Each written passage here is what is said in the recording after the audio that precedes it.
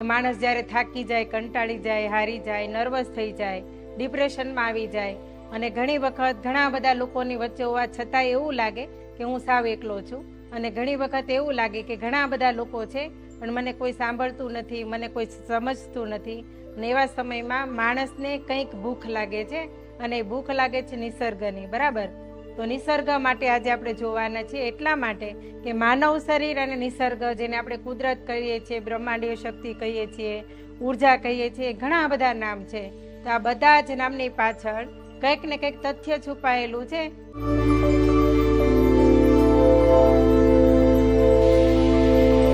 માનવ શરીર પંચ મહાભૂતોનું બનેલું છે: આકાશ, વાયુ, અગ્નિ, પૃથ્વી અને જળ. એવી જ રીતના આ બ્રહ્માંડની અંદર, આ કુદરતની અંદર પણ 5 તત્વો રહેલા છે અને આ 5 તત્વો માનવ શરીરમાં પણ છે.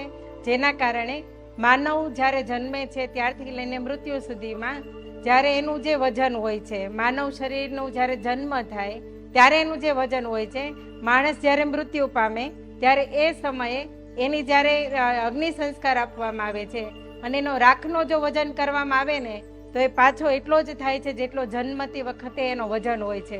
માનવ અને કુદરત સાથે જોડાયેલો એક સંબંધ છે અને જેના કારણે જે રાખની અંદર રિસર્ચ કરવામાં આવે ને તો એમાં પણ પંચ મહાભૂતો નીકળે છે, જેને 5 તત્વો કહીએ છીએ. બરાબર? તો આવી રીતના માનવ શરીર અને માણસ ખૂબ જ એકબીજાની સાથે જોડાયેલા છે. આપણે રામકાળની વાત કરીએ તો અત્યારથી લઈને રામકાળમાં, કૃષ્ણકાળમાં આપણને બધાને ખબર છે કે સૌથી જૂનામાં જૂનું કોઈ ઇતિહાસ હોય ને તો રામાયણ અને મહાભારત છે. તો એ સમયની અંદર જે લોકો હતા એવા જ લોકો આજે પણ છે અને છતાંય માણસને કહેવામાં આવ્યું છે કે તું માણસ જેવો થા, પણ કુદરતને ક્યારેય કહેવામાં નથી આવ્યું. કુદરતમાં કોણ કોણ આવી શકે?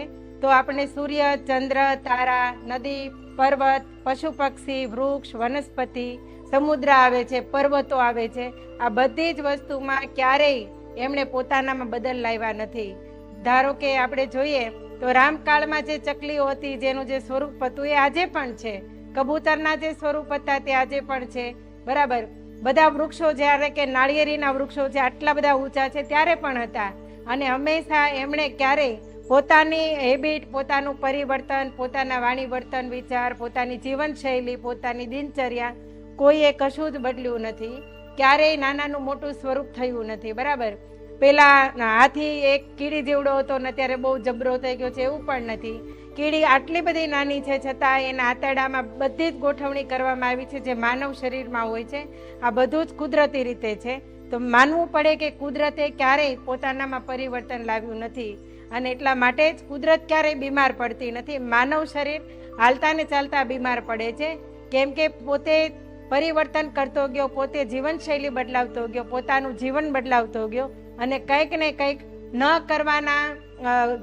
ન કરવાની હેબિટો હતી જીવનમાં લાવતો ગયો. તો સૌથી મોટી વાત, એક નાની એવી હું વાત કરીશ કે ચકલી છે, ચકલી કેવી રીતના પાણી પીવે છે? તો ચાંચવાળા દરેક પક્ષીઓ હંમેશા પોતાની ચાંચને પાણીમાં બોળે, મોઢામાં પાણી ભરે અને ઘૂંટડો નીચે ઉતારે. મતલબમાં એને કેવું નથી પડતું કે તમારે પાણી કેવી રીતના પીવાનું. એ હંમેશા બેસીને ઘૂંટડે ઘૂંટડે જ પાણી પીવે છે. જ્યારે માણસને કહેવામાં આવ્યું ને તો એણે બાટલો સીધો મોઢા પર માંડી દીધો અને ઊંચેથી પાણી પીવાની શરૂઆત કરી.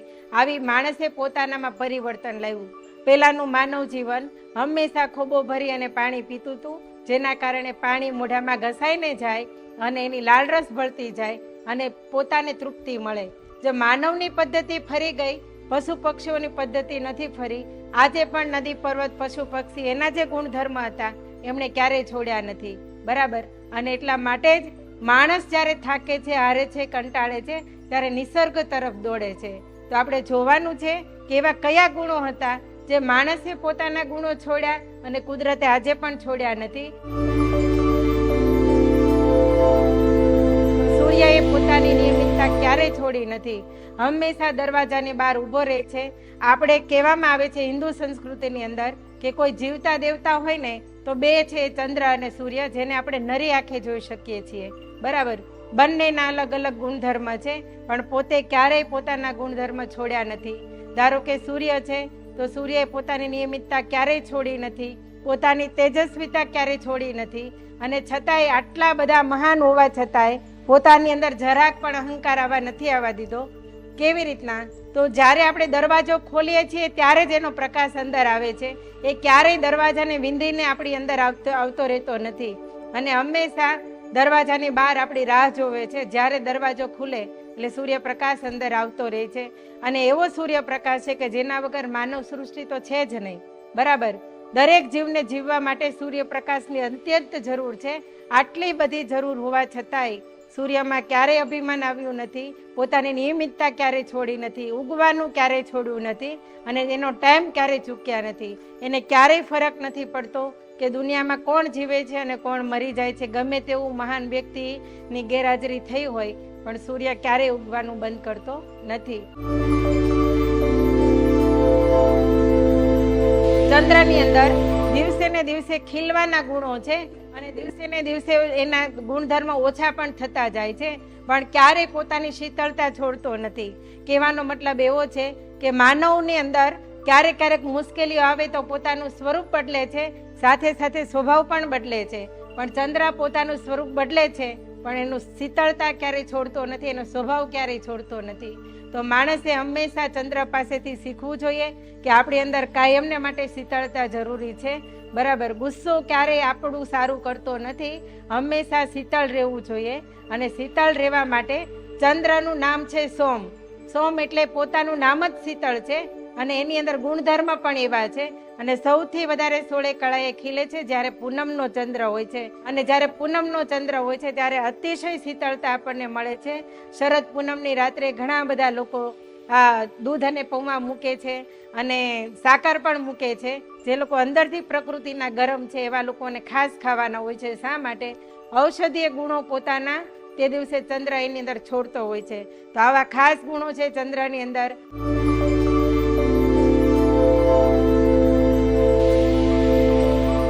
તારા એવી વસ્તુ છે, નાના એવા છે, ઝીણા ઝીણા ટમટમે છે, પણ પોતાનો પ્રકાશ ક્યારેય છોડતા નથી. હંમેશા હસતા આપણે જ્યારે પણ આકાશ તરફ જોઈએ ત્યારે આપણને એમ લાગે છે કે આપણી સામે જ હસે છે. બરાબર, દૂર હોવા છતાંય, કંઈ પણ કામ ન હોવા છતાંય સતત ચમકતું રહેવું, સતત જાગૃત રહેવું આપણને તારા શીખવાડે છે. અને આટલી બધી નાની દૂર હોવા છતાંય પોતાની કેપેસિટી પ્રમાણે પોતે પ્રકાશ આપે છે, પણ ચમકવાનું છોડતા નથી. અને આવી રીતના એટલા માટે જ ઘણા બધા મહાન પુરુષોના નામ આપણે તારાઓના નામથી પડ્યા છે. તારાઓમાં મહાપુરુષોના નામ, ઋષિઓના નામ પડ્યા છે.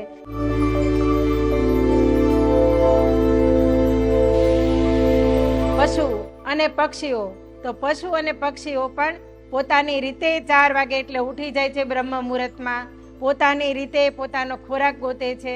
સવારના પોરમાં પક્ષીઓનો કલરવ આપણું મન એકદમ આકર્ષિત કરી લે છે. સવારના ઉઠતાની સાથે જ જો કુદરતના સાનિધ્યમાં આપણે રહેતા હોય અને ક્યાંક બહારના માહોલમાં થોડીક વાર માટે આવીએ છીએ, તો જે પક્ષીઓનો ચહેચહાટ છે એ આપણા હૃદયને ખુશ કરી દે છે, આખા વાતાવરણને પ્રફુલ્લિત કરી દે છે. પક્ષીઓને એક વખત હું જ્યારે બેઠી હતી ને, અડધો કલાક માટે મેં જ્યારે પક્ષીઓને રિસર્ચ કર્યા ત્યારે પક્ષીઓને મેં જોયા તો પક્ષીઓ ક્યારેય લડતા નથી. એ લોકો મસ્તી કરતા હોય છે, એ લોકો ક્યારેય લડતા નથી. અને એક પક્ષી બેઠું હોય અને બીજું પક્ષી આવે તો પેલું પક્ષી ઉડી જાય છે. ક્યારેય એની સામે લડતું નથી કે આ મારી જગ્યા છે, તારે નથી બેસવાનું. એ લોકોમાં ભેદભાવ બિલકુલ નથી. હંમેશા વેચીને ખાવાની ટેવ અને બધાનું ધ્યાન રાખે આ પક્ષીઓ. પોતાના પક્ષીઓ હોવા છતાંય માણસ એટલો બધો નબળો છે કે પોતાના બચ્ચાને સાચવવા માટે આજીવન મહેનત કરે છે, પણ પક્ષીઓ પોતાની રીતે જ પોતાનો માળો બનાવે, પોતાના બચ્ચાને ઈંડા મૂકે, જન્મ આપે, ખાતા પણ શીખવાડે, રક્ષણ કરતા પણ શીખવાડે અને જીવતા પણ શીખવાડે. અને આવી રીતના એ લોકો એનું જીવન, એની જીવનશૈલી એમણે ક્યારેય છોડી નથી. એ જે જમતા હોય છે એ જ જમે છે, અને એમાંથી ક્યારેય પોતે બાંધછોડ કરતા નથી, અને એટલા માટે ક્યારેય બીમાર પડતા નથી. અને એની જગ્યાએ જ્યારે માણસને કમ્પેરિઝન કરવામાં આવે તો માણસે પોતાની જીવનશૈલી પોતાના જે વાતાવરણમાં, જે વિસ્તારમાં રહે છે ને એ પ્રમાણે જીવવી જોઈએ. પણ માણસને પોતાને જ ખબર નથી કે મારી જીવનશૈલી શું છે, મારી પ્રકૃતિ શું છે, હું કેવા વાતાવરણમાં રહું છું અને મારે કેવો ખોરાક જમવો જોઈએ, બિલકુલ જાણતો નથી. એટલા માટે વારંવાર બીમાર પડે છે.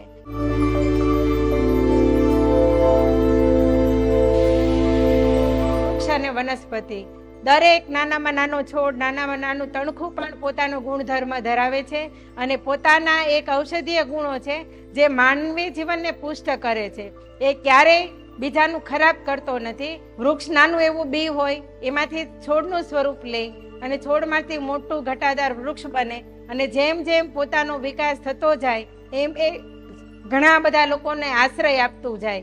ઘણા બધા પક્ષીઓ એના પર માળો કરે છે અને ધીમે ધીમે કરતા એના ઉપર પાન આવે, ફળ આવે અને ફૂલ આવે અને જેમ જેમ પોતાની અંદર સમૃદ્ધિ વધતી જાય, બરાબર એવી રીતના જ્યારે જ્યારે પણ વૃક્ષની ઉપર ફળ આવે ત્યારે વૃક્ષની ડાળ છે ને નીચે નમે છે, ઝૂકે છે અને માણસની પાસે જ્યારે પૈસા આવે, શ્રીમંત બને, થોડોક સમૃદ્ધ બને એટલે પોતે ઈગો અને અહંકારથી ઊંચો ચડે છે.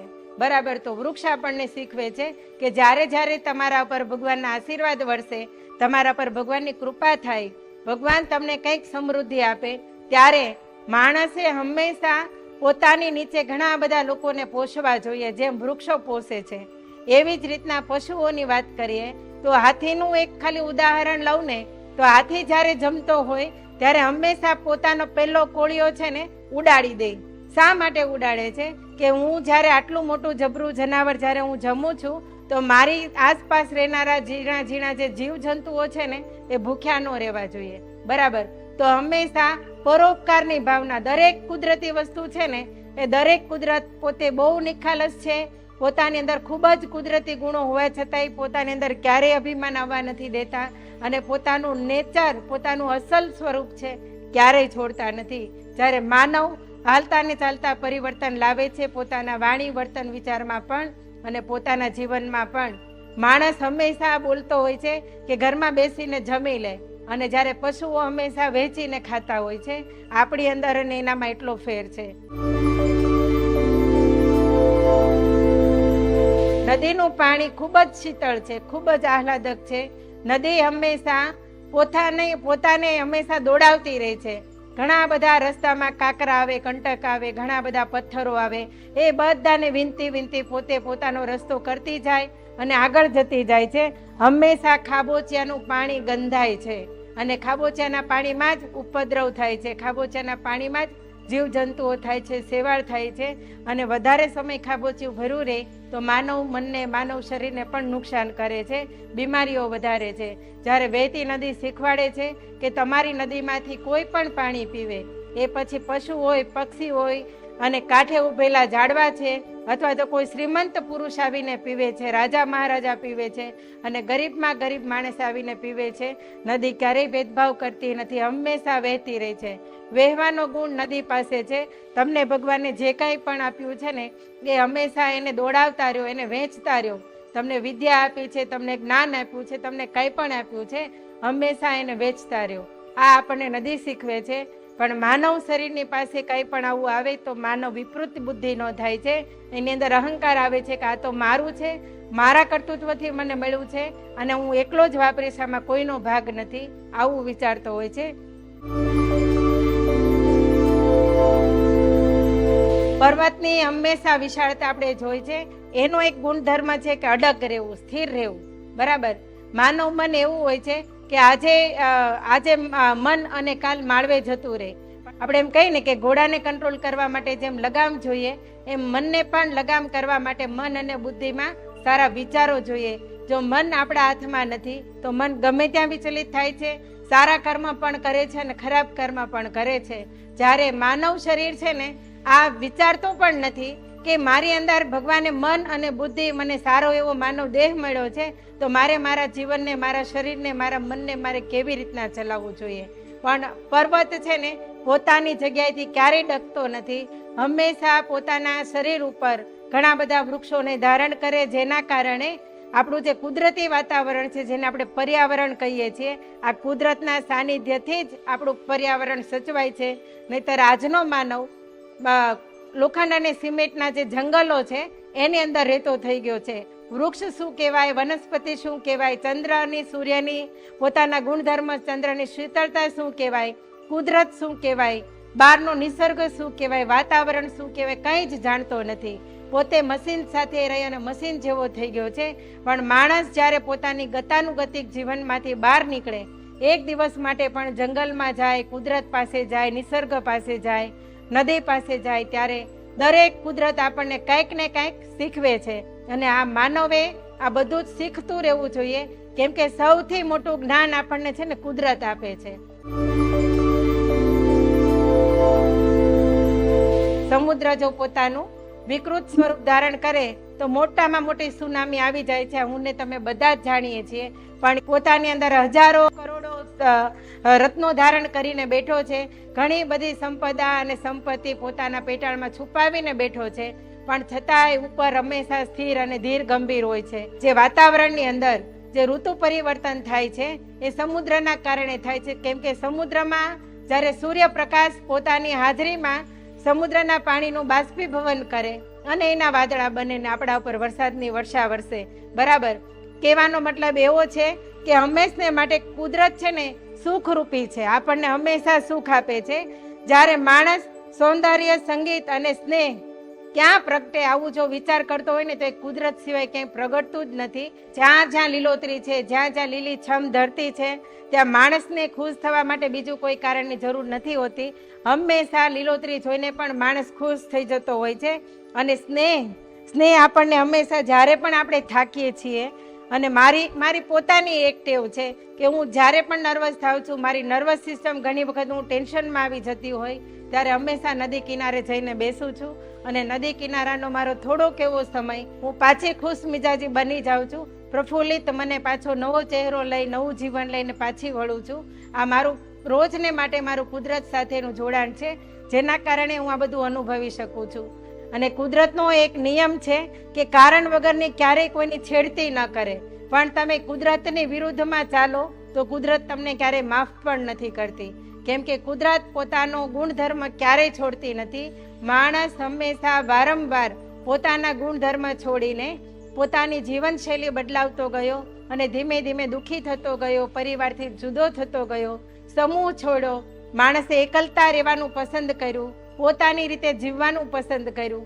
પોતાની જે સ્વતંત્રતા છે એ એકલું રહેવામાં છે આવું જ્યારે સમજતો થયો ત્યારે હંમેશા ખાડામાં ગયો છે, હંમેશા માનવ જીવન નીચે ગયું છે.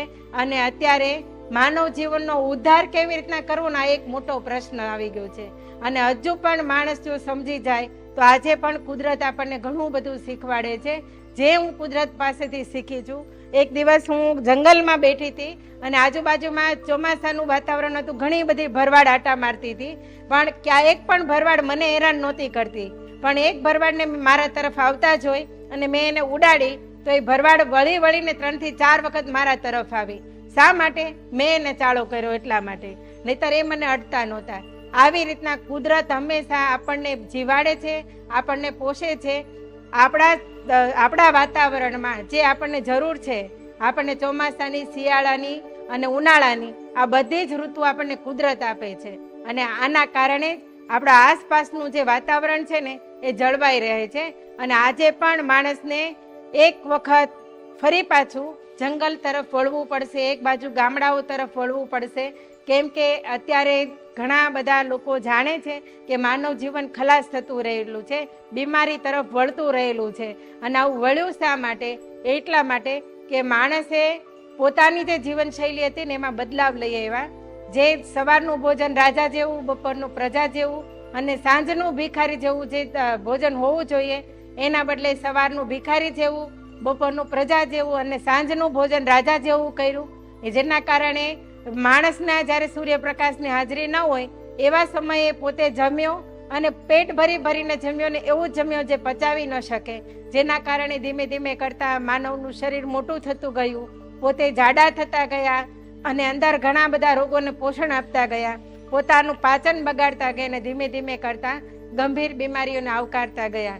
તો હંમેશા મારે ને તમારે યાદ રાખવાનું છે, કુદરતથી ક્યારેય છૂટવું પડાય નહીં. કુદરત હંમેશા આપણને જીવાડે છે અને કુદરત જીવાડે છે. કુદરત છે, સૂર્યચંદ્ર છે, નદી પર્વત છે, તારા છે, પશુ પક્ષી છે, વૃક્ષ વનસ્પતિ છે. એટલા માટે જ આપણું જીવન છે, નહીતર આપણે પણ નથી. એક પણ વસ્તુ વગર આપણે ચાલવાનું નથી. એટલા માટે હંમેશા માનવ શરીરે, માનવ મને અને માનવ જાતિએ કુદરતની નજીક રહેવું જ જોઈએ.